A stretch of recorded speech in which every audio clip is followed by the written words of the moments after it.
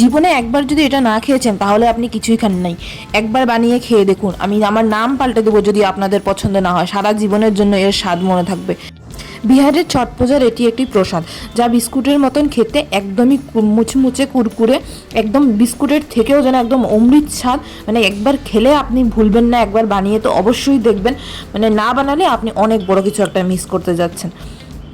চলুন এবার এর বানানোর প্রসেস আপনাদেরকে দেখাই, একবার বানিয়ে খেয়ে দেখবেনই দেখবেন।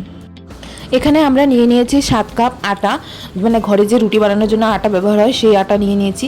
সাথে নিয়ে নিচ্ছি 2 কাপ সুজি, মানে সুজি দিলে এটা শক্ত হবে, কুরকুরা হবে। 2 কাপ সুজি নেব। তার সাথে নেব 1 কাপ চিনি, চিনিকে শিলপাটাতে ভেঙে নিয়েছি, ভেঙে মানে গুঁড়ো গুঁড়ো করে নিয়েছি। আর আধা কাপ নেব গোটা চিনি। চিনি আপনারা আপনাদের স্বাদ অনুযায়ী বাড়াতে পারেন, আপনারা যদি সুগার থাকে আপনারা কমিয়ে দেবেন, আর নয় বাড়িয়ে দিতে পারেন। সাথে নিয়ে নিয়েছি মৌরি, আর এখানে কিছু মানে ভাজা বাদাম আছে, আমি তেল ছাড়া ভেজে নিয়েছি, সেই বাদামকে আবার শিলপাটায় ভেঙে নিয়েছি, ভেঙে ছোটো ছোটো টুকরো করে নিয়েছি। এই বাদামগুলোকে দিয়ে দিয়েছি এখানে। আপনারা চাইলে নারকেল, সাদা তিল, কালো তিল এগুলোও দিতে পারেন।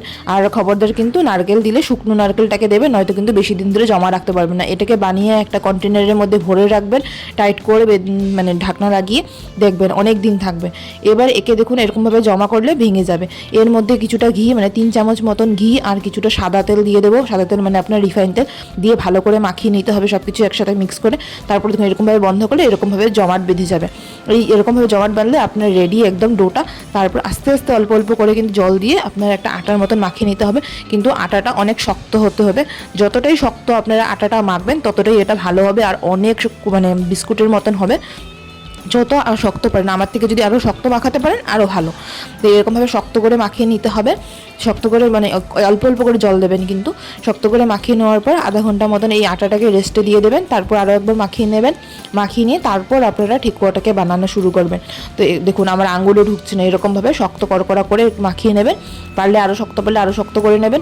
তারপর কী করবেন, ছোটো ছোটো করে এর থেকে লেচি কেটে নেবেন। লেচি কেটে নিয়ে, বা যদি আপনাদের করতে অসুবিধা হয় তাহলে হাতে একটুখানি সরষের তেল লাগিয়ে নেবেন, বা রিফাইন তেল লাগিয়ে নেবেন, বা ঘি লাগিয়ে নেবেন।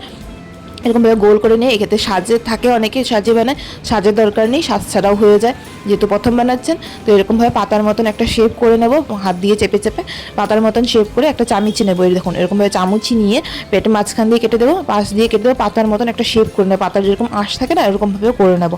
দেখুন এইভাবে করে সুন্দর করে শেপটাকে মেনটেন করে নেবো, করে আমরা রেখে দেবো। এরকম করে এক একটা করে বানিয়ে নেবো। আপনাদেরকে আবার বানিয়ে দেখাচ্ছি। দেখুন এরকমভাবে পাতার মতো শেপ করে নেবেন, নিয়ে তারপর চামচ দিয়ে কেটে, যদি আপনাদের অসুবিধা হয় সাইডগুলো ফেটে ফেটে যাচ্ছে মনে হয়, তাহলে আপনারা তেল লাগিয়ে নেবেন বা ঘি লাগিয়ে নেবেন, দেখবেন খুব সুন্দর হবে। আর যদি একে ঘিতে ভাজতে পারেন তাহলে তো আর বলেই লাভ নেই, অসাধারণ স্বাদ। মানে বললাম তো একবার খেলে মানে সারা জীবন মনে রাখবেন। যদি না বানিয়ে খেয়েছেন তাহলে যে কী যে মিস করছেন সেটা আপনারা জানেন না। দেখুন এইভাবে বানাতে হবে। এইভাবে দেখুন আমার আমি মিলে কতটা বানিয়েছি। দেখুন এইভাবে পাতার মতন দেখতে কি সুন্দর লাগছে। এবার একে একে করে আমরা এগুলোকে গরম তেলের মধ্যে ভেজে নেব। চলুন।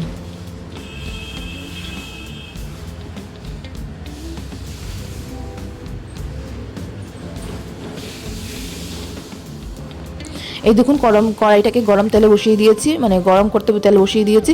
এতে সাদা তেল দিয়েছি, আমি ঘি দিইনি। সাদা তেলের মধ্যে ফার্স্টে কড়াইটাকে আগুনটাকে গরম করে দেবেন। কড়াইটাকে তেলটাকে একদম ভালো করে গরম হয়ে যাবে, তারপর আগুনটাকে লো করে দেবেন। লো করে এই ঠেকুয়াগুলোকে গরম তেলের মধ্যে দিয়ে দেবেন। আগুনটাকে একদম লো করে দিয়েই ভাজবেন, যাতে ভিতরে ভিতরে পেকে যায়। নয়তো কি হয়, আগুন যদি বাড়িয়ে দেন উপরে পেকে যায় কিন্তু ভিতরে কাঁচা থাকে। আগুনটাকে কম করে দেবেন, কম করে দিয়ে এগুলোকে উল্টে পাল্টে ভেজে নেবেন। সুন্দর করে কড়কড়া করে ভাজবেন। দেখুন এরকম সোনালি হয়ে আসছে, এরকম সোনালি একদম খয়েরি খয়েরি রং হবে, ওরকম ভালো করে ভেজে নেবেন। তারপর দেখবেন খেতে কীরকম লাগে। এই দেখুন তো চা দুই পিঠে ভাজা হয়ে গেছে, সোনালি সোনালি রং হয়ে এসেছে। তারপর এবার এগুলোকে নামিয়ে নেব। এরকম করে অল্প অল্প করে ডুবো তেলের মধ্যে একদম বেশি করে ভালো করে ভাজতে হবে।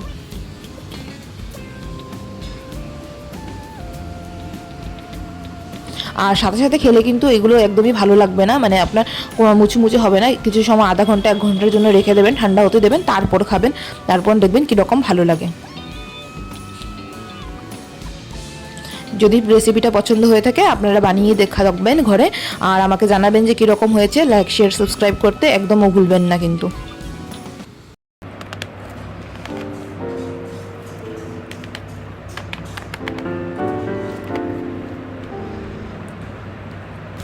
শব্দ শুনলেন তো কত শক্ত করা হয়েছে। তো এবার বাড়িতে বানিয়ে ফেলুন। দেখুন ভেঙে দেখাচ্ছি, ভিতরটা কি সুন্দর হয়েছে, মানে খেতে না এত স্বাদ লাগছে কি বলবো। মানে কড়াই থেকে নামাতে পারবেন না, আপনাদের কড়াই থেকে সামনেই থেকে চুরি হয়ে যাবে বলে দিলাম, একদম খবরদার। এই বয়াম নিয়ে কাড়াকাড়ি ছুটাছুটি শুরু হবে। শুধু একবার অল্প করে বানিয়েই তো দেখুন।